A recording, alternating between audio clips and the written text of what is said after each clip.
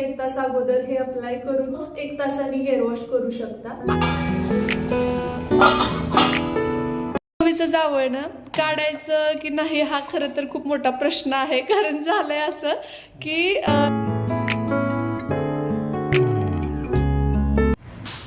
एवढा तासात लग्न उगत केले का पैसे. हॅलो नमस्कार, आपल्या चॅनलवरच्या अजून एका नवीन ब्लॉगमध्ये मी वर्षा तुमचं अगदी मनापासून स्वागत करते. तर आज दररोजच्या पेक्षा जरा जास्तीची कामं आहेत. त्याचं कारण असं की म्हणजे रुटीनवाली कामं तर आहेत आपल्या सगळ्या जणींची असतात तीच, पण त्यासोबतच दळण वगैरे पण आहे. इकडे दळप म्हणतात बरं का गाई, कोल्हापुरात दळप म्हणतात. आपण दळण करायचं म्हणतो की नाही, गव्हाचं पीठ संपलं, ज्वारीचं संपत आलंय, दळण करावं लागेल. इकडे दळप करायचं म्हणतात, दळप दळप. आणि त्यामुळे मग आम्हाला दळप करायचं, गव्हाचं संपत आलंय, अगदी चाटून पुसून म्हणायचं झालंय. तर ते स्त्रीसाठी चपात्या बनवायच्या. एरवी आम्ही काय करतो, रात्रीच्या वेळी भाकरी आणि सकाळी चपात्या असतात. आम्ही चपात्या जरी खात असलो तर तिला भाकरी आवडते, त्यामुळे मग तिच्यासाठी 1 भाकरी टाकतो. परंतु आज असं आहे की स्त्रीसाठी 2 चपात्या करायच्यात आणि त्यानंतर पीठ तर काय तेवढंच आहे त्याच्यापुरतंच. आणि ह्यांना पण चपाती बऱ्यापैकी आवडते, पण मग आता आज त्यांना ॲडजस्ट करावं लागेल भाकरीसोबतच. आणि भाकरी म्हटलं की मग आईला ठेचा आणि पिठलं, आणि ह्यांना पण पिठलं, म्हणजे पिठलं झुणका. आम्ही झुणका जास्त नाही म्हणत, पिठलं भाकरी असं म्हणतो. काही जण त्याला झुणका पण म्हणतात. तर फक्त भाषेचा फरक आहे, बाकी काही नाही. आणि त्यामुळे मग आता ते पण बनवायचं आहे. सो जास्त वेळ न घेता आता मी लागते स्वयंपाकाला. स्त्रीला टिफिनसाठी चपाती आणि भाजी आणि नाश्त्याचं रेग्युलर जे आहे पोहे वगैरे तेच, परंतु जेवणामध्ये आज झुणका भाकरी असणार आहे. सो मी पटापट त्यावरून घेते. आणि आज थोडंसं हेअर ऑइल पण करायचं आहे मला आज. बघू संध्याकाळपर्यंत कधी जमतंय ते करते. शांभवी आता रडतीये तर तिला थोडंसं घेते आणि स्वयंपाकाला लागते. तुम्ही ब्लॉग पाहत राहा, कारण की आम्ही ललत आहोत. आणि हा डब्बा वगैरे पिठाचाच आहे. ओग हे ठेवून आले. हो हो हो. तर चला पुढे कंटिन्यू करते थोड्या वेळाने. तर आता मी नाश्ता बनवण्याच्या अगोदर सुरुवातीला चपाती आणि भाजी बनवते. आणि दररोजही मी तसंच करते शक्यतो. कारण का माहिती का, की तसंही शाळेत जाईपर्यंत आता 2 टिफिन असतील तर लंच हा उशिराच असतो आणि तो तसंही थंडच होणार आहे. पण मग नाश्ता शेवटी बनवल्यास तो गरम असतो आणि मग तो गेल्यानंतर लगेचच त्यांना खाता यावा यासाठी म्हणून मग चपाती भाजी झाली, नाश्ता बनवला, आईला नाश्ता दिला आणि स्त्रीला खाली सोडण्यासाठी गेले, कारण त्याच्या स्कूल बसचा वेळ झाला होता. आणि दादुड्या बाय. 2 हत्ती आहेत श्री, बनवलेले आहेत का रे? नेमकं आज असं झालंय की आमच्या दारामध्ये ना मोठा हत्ती आलाय. किती उंच आहे हो.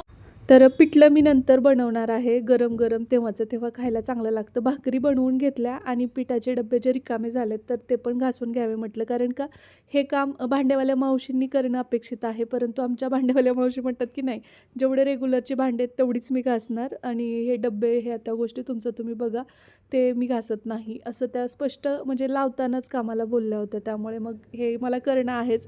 काही जणींना हा डाऊट परत असतो की मावशी नाही आहेत का वगैरे, सो त्यासाठी क्लिअर केलं. सो चला आता पटापट इथला आवरते. आठवड्यातून 2दा मी हेअर ऑइल करते. तर मग आज क्लास सायंकाळी तर त्यावेळी मला ते करणं होणार नाही. त्यामुळे म्हटलं की आपण आता थोडा वेळ आहे तर हेअर ऑइल करून घेऊ. आणि माझी DIY हेअर ऑइल रेसिपी तुमच्यासोबत शेअर केली, तर त्या अनुषंगाने खूप सारे प्रश्न आलेले आहेत. तर मी त्या प्रश्नांची उत्तरं पण देऊ, त्यासोबत तुम्हाला काही टिप्स पण देईन मी ज्या फॉलो करते. तर कधी पण केसांना कुठलंही तेल लावा तुम्ही, परंतु केस अगोदर विंचरून घ्या आणि ब्लड सर्क्युलेशन ऍक्टिव्हेट होतं. आणि जे हेअर ऑइल असेल किंवा हेअर मास्क असेल तर ते आपल्या स्कॅल्पमध्ये ऍब्झॉर्ब व्हायला म्हणजे जास्त लवकर मदत होते. फॉल होण्याच्या कारणाकडे जर आपण गेलो तर एक्सटर्नल आणि इंटरनल दोन्ही प्रकारची कारण आहेत. त्याच्यामध्ये आपली लाईफस्टाईल कशी आहे, हेल्दी खातोय की नाही, किंवा मग काही कामाचा स्ट्रेस तर नाही येणार, की ताणतणावाने केस गळतात. सो हेअरफॉल होत असेल, केस वृक्ष झालेत किंवा हेअर ग्रोथ थांबली आहे, तर त्या केसमध्ये आपण काय करायचो, आईने किंवा आजीने बनवलेले हेअर ऑइल जे आयुर्वेदिक पद्धतीने असायचं तर ते वापरायचो. परंतु आजकाल इतकं धकाधकीचं जीवन झालंय की DIY हेअर ऑइल किंवा शॅम्पू बनवायला खूप जणींना वेळच पुरत नाही. हेअरफॉल होणं म्हणा, कोंडा होतो, एक ना अनेक प्रॉब्लेम आपण फेस करतोय. आणि या सगळ्यावर सोल्युशन म्हणून ज्या महिलांना DIY हेअर ऑइल वगैरे बनवणं होत नाही, किंवा मग मला सुद्धा जेव्हा खूपच कामाचा लोड असतो, आई पण इथं नसते, हे पण बंदोबस्ताला असतात, तर हेअर ऑइल करणं शक्य होत नाही घरच्या घरी. तर अशा वेळेसाठी मग मी यूज करते सेसा आयुर्वेदिक अँटी हेअरफॉल ऑइल. महत्वाचं म्हणजे हेअरफॉल रिड्यूस करण्यासाठी हे बेनिफिशियल आहे. सगळ्यात जास्त आवडलेली गोष्ट म्हणजे हे केश शिरपाक विधीने बनलेलं आहे, म्हणजेच 18 प्रकारचे मेडिसिनल हर्ब्स आणि 5 प्रकारचे नरिशिंग ऑइल गाईच्या दुधामध्ये 22 तासापर्यंत अगदी मंद आचेवरती उकळू दिले जातात आणि त्यामुळेच हे केसांच्या हेअर ग्रोथ साठी बेनिफिशियल आहे. जे हे 100% नॅचरल आहे, क्लिनिकल प्रूव्हन आहे आणि हो, नो मिनरल नो पॅराबिन फॉर्म्युला असलेलं हे हेअर ऑइल आहे. मेन म्हणजे याला असे कंगव्यासारखे ब्रिसल्स आहेत, त्यामुळे अप्लाय करणं खूपच सोपं आहे.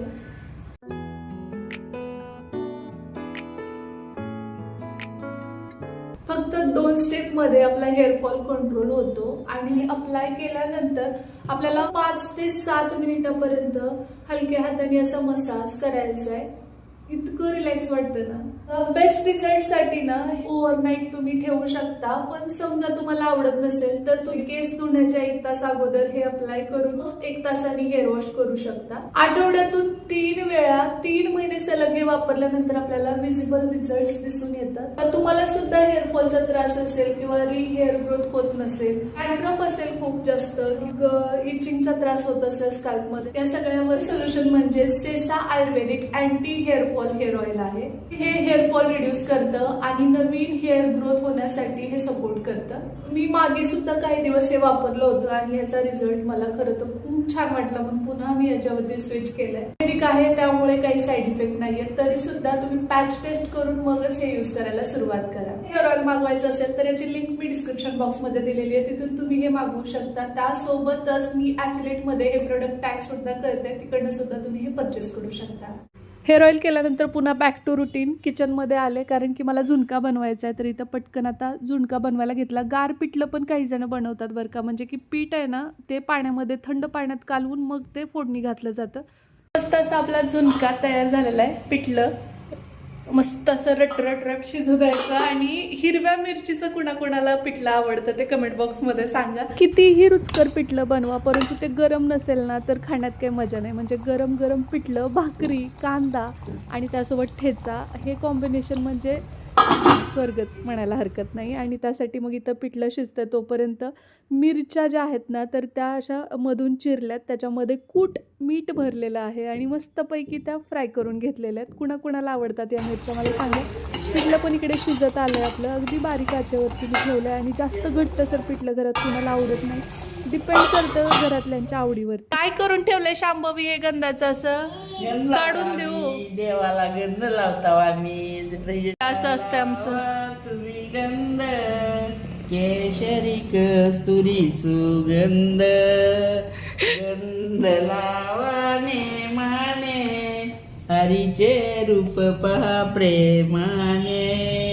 हरीला लावा तुम्ही गंध केशरी कस्तुरी सुगंध, गंध लावा तुम्ही नीट माझ्या हरीला होईल दिष्ट. हरीला लावा तुम्ही गंध केशरी कस्तुरी सुगंध. हरीला लावा तुम्ही गंध, हरीला लावा तुम्ही गंध केशरी लावूनी प्रभुला सादाऊनी. हरीला सुगंध, गंध लावा तुम्ही नीट.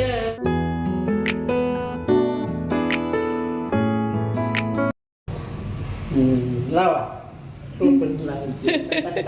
आईच्या हाताला रंग लावला. तिचं बी हात कपाळ बघ कसले. होय गो, असं का ग शांभवी? राम राम राम शांभू शांभू. राम राम राम राम राम छन छन छन.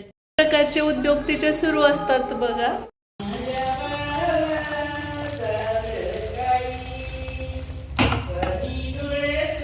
छान मारुती. बेसन आणि भाकरी आवडीचा विषय आहे याच. आता आम्ही दोघं सुद्धा जेवायला बसणार आहोत आणि स्वारीच्या आवडीचा बेत आहे, तर काही विषयच नाही. हो, मस्त बाजरीची भाकरी आणि बेसन आणि मिरची आणि कांदा म्हणजे असं काय बेत विशेष आहे आज. एक महत्त्वाचं काम होतं बाहेर, त्यासोबत भाजीपाला पण घ्यायचा होता म्हणून मग आलेलो इथे. कैरी आणि बोर आत्ता कैरी कितीला आहे?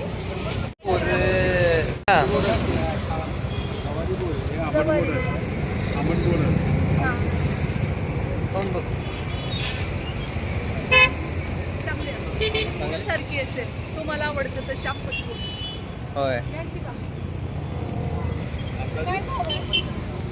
त्यानंतर थोडासा भाजीपाला वगैरे खरेदी केला. जी काही महत्त्वाची कामं होती बाहेरची ती बऱ्यापैकी आटोपली आणि नंतर मग घरी आलो तर तोपर्यंत श्री झोपलेला होता शाळेतून येऊन.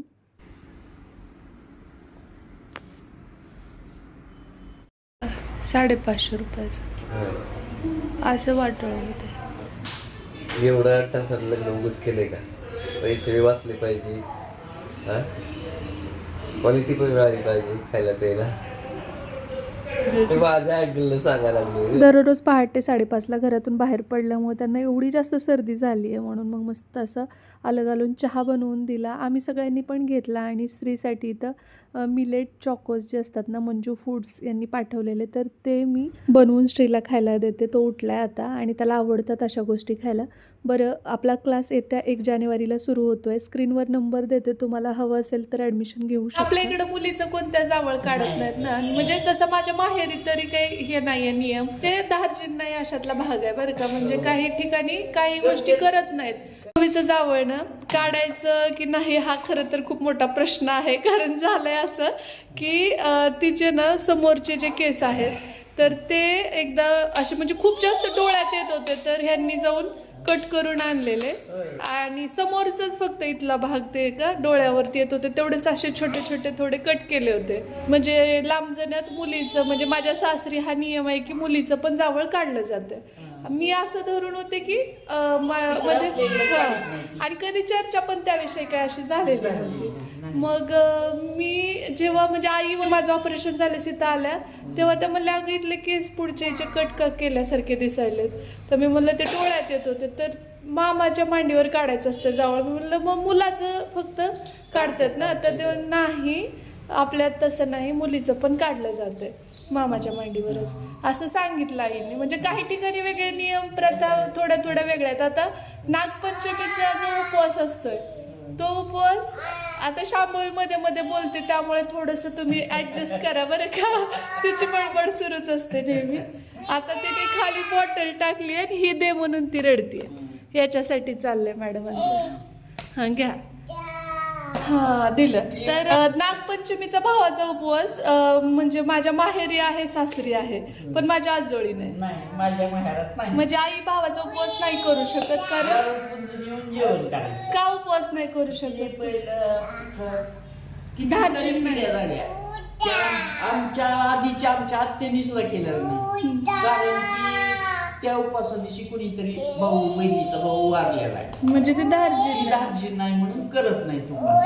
पूजा करून यायची केकाची वारुळाची पण येऊन जेवण करायचं. बोलायचा फेर पण धरायचा, गाणी म्हणायची, झोका पण खेळायचा, फक्त उपवास धरायची पण उपवास नाही धरायचा. ही एक पद्धत आहे आमच्या. म्हणजे ही माझ्या आजोळी आहे. माझ्या माहेरी नाही.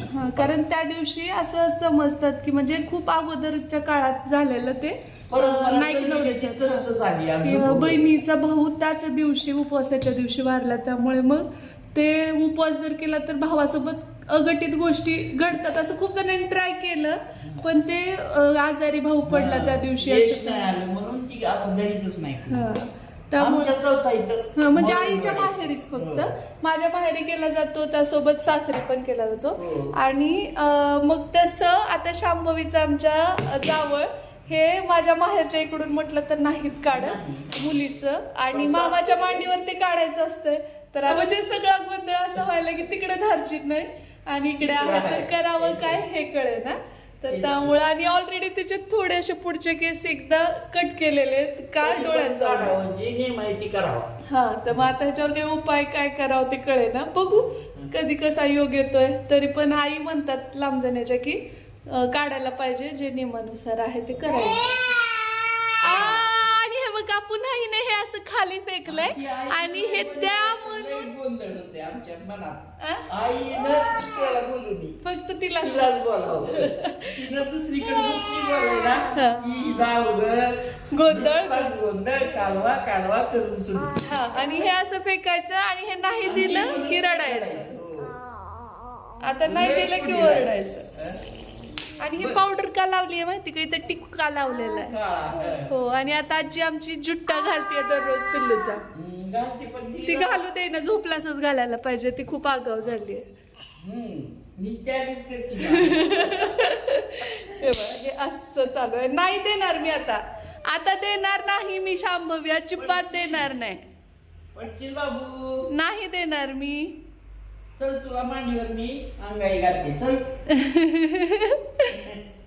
आता ओरडती बघा का देत नाहीयेस म्हणून. आता ये ग, मी गाणं म्हणते माझ्या बाबूला मांडीवर घेऊन. म्हणू का शांभवी आता बघ किती वागती. सरक देते मी, पडशील. किती आगाव आहे बघितलं का हे. धर. आणि हे दिवसभरात असलं चालू असते आमचं, जागी असलं. काम दिसत नाही ना, हात बसत नाही. होय ते बघ आगाव फटका द्यायला पाहिजे, एक फटका द्यायला पाहिजे का मुलीला. व्हिडिओ आवडला असेल तर लाईक नक्की करा, त्यासोबत हाईप पण करा. भेटूया आपण यानंतरच्या पुढच्या ब्लॉगमध्ये. तोपर्यंत जय हिंद, जय महाराष्ट्र, जय जिजाऊ, जय शिवराय.